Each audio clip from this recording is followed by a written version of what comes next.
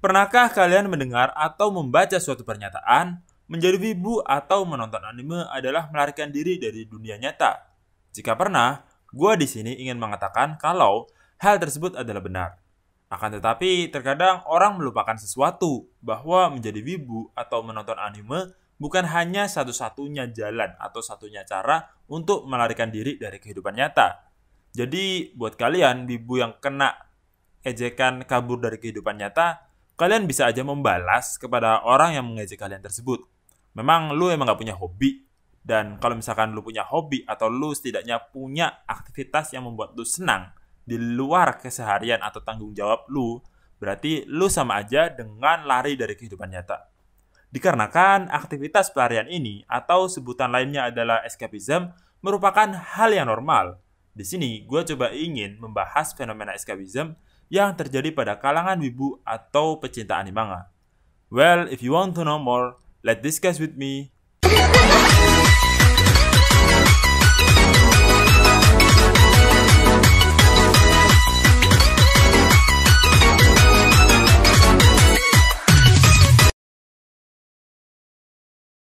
Dalam pengalaman pribadi gue pernah menerima suatu pernyataan demikian.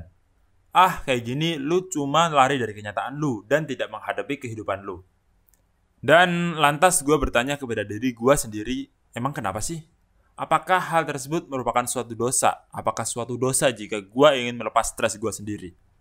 Dan jika gue bertanya balik ke pemberi pernyataan, apakah kau juga tidak melakukan escapism? Gue yakin 99% orang di dunia ini pasti akan melakukan escapism dengan cara mereka masing-masing tentunya. Seperti membaca buku, mendengarkan musik, atau menonton film.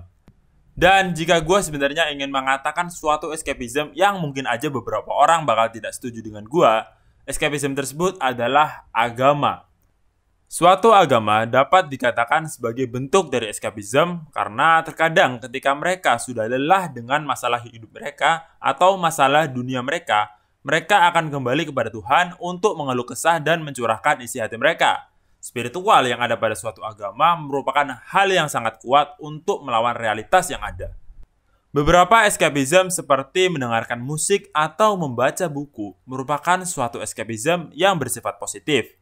Dan akan tapi ada juga escapism yang bersifat negatif seperti orang-orang yang menggunakan obat-obatan terlarang sebagai sarana untuk melepas stres mereka. Lalu bagaimana dengan menjadi wibu? Apakah escapism tersebut merupakan escapism yang bersifat positif atau malahan menjadi escapism yang bersifat negatif? Menurut gue pribadi, menjadi wibu atau penyuka anime manga merupakan escapism yang positif selama dilakukan tidak berlebihan. Dikarenakan dengan menonton anime atau membaca manga, seseorang dapat merefreshkan pikiran mereka sejenak dan dapat menjadi lebih produktif ke depannya. Hal tersebut dapat terjadi ketika suatu escapism tidak dilakukan secara berlebihan. Dalam dunia psikologi, escapism dapat berubah menjadi avoidance atau avoiding ketika escapism tersebut dilakukan secara berlebihan, di mana avoidance atau avoiding merupakan tindakan negatif yang dapat membuat diri kehilangan motivasi hidup. Hal ini rentan terjadi pada wibu dikarenakan anime merupakan suatu hiburan yang memiliki suatu kisah relatable di mana dapat membawa perasaan penontonnya untuk masuk ke dalam anime tersebut. Sehingga seolah-olah orang nantinya akan merasa menjadi karakter dari anime yang telah ia tonton. Selain itu, beberapa wibu berangkat dari masalah sosialnya di mana mereka terkadang kurang mampu untuk bersosialisasi dengan lingkungan sosialnya. Kedua hal tersebut menjadi saling terkait di mana ketika seseorang tidak dapat masuk dalam lingkungan sosial setelah mereka berusaha, mereka dapat saja memilih untuk menyerah dan merefleksikan stres tersebut dengan menonton anime, di mana anime tersebut menyuguhkan suatu kehidupan ideal yang bertentangan dan juga sangat mereka idam-idamkan di kehidupan aslinya. Dan hal ini lebih menjadi-jadi dikarenakan adanya suatu genre isekai. Ya, di sini gue nggak nyalahin genre isekai itu sendiri ya. Cuma kalau kita ngelihat genre isekai dengan adanya genre isekai, seseorang dapat lebih berfantasi dengan lebih liar dan juga melakukan imajinasi yang lebih tinggi.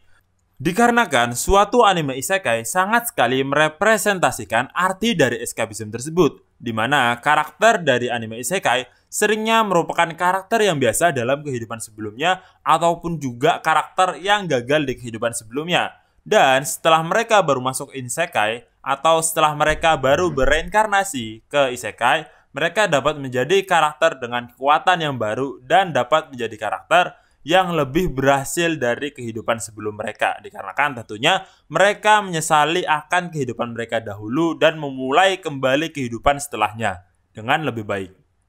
Terkadang wibu menjadi orang yang nolep atau mereka menarik dari kehidupan bukan berarti awal mereka langsung seperti itu. Para wibu mungkin awalnya hanyalah manusia normal yang hanya sekedar menyukai suatu anime pada umumnya. Dan hal tersebut akan tapi dapat berubah ketika lingkungan mereka menolak mereka. Mungkin aja tidak hanya wibu, tapi orang-orang lain yang juga ditolak dari lingkungan mereka. Di sini gue mau coba bilang kalau ada wibu yang memiliki masalah komunikasi sehingga mereka susah untuk masuk suatu lingkungan. Dan ketika wibu yang sudah memiliki masalah komunikasi ditolak oleh suatu lingkungan, kemungkinan besar mereka akan kecewa dan akhirnya menarik diri dari kehidupan sosial. Hal ini dapat diperparah lagi dengan adanya orang-orang yang menghakimi. Misalkan kalau dia nggak boleh menarik diri dari kehidupan sosialnya. Nah, gimana kalau gitu? Stres nggak sih? Kayak rasanya jadi serba salah gitu. Udah ditolak, dihakimi pula. Oleh karena itu, jangan malah kalian yang ketemu wibu malah dimaki. Kayak, lu tuh harusnya keluar dan komunikasi dengan orang banyak. Jangan diam aja di kamar dan lihat anime. Gua sebel sih sama orang yang bilang gitu, karena untuk orang yang punya masalah dalam berkomunikasi, yang sebenarnya mereka butuhkan adalah orang di sisi mereka yang gua bilang sebagai mediator, yaitu orang yang mengulurkan tangan ke mereka dan mengajak mereka masuk dalam suatu lingkungan dan menemaninya. Mungkin awal-awal percakapan akan terjadi hanya dengan mediator, akan tetapi seiring berjalannya waktu, dia akan dapat bisa berkomunikasi dengan cair dalam lingkungan tersebut.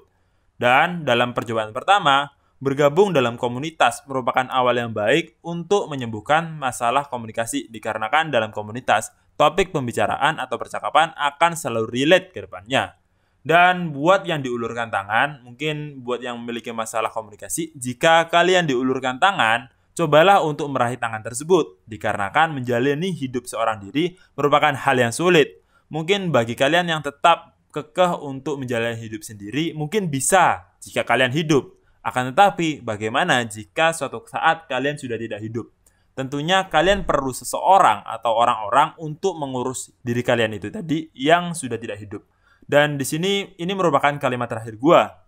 Menjadi wibu merupakan hal yang normal. Dan buat kalian yang normis, janganlah dia dikucilkan. Di mana nantinya akan membuat escapism mereka menjadi berlebihan dan menjauh dari kehidupan.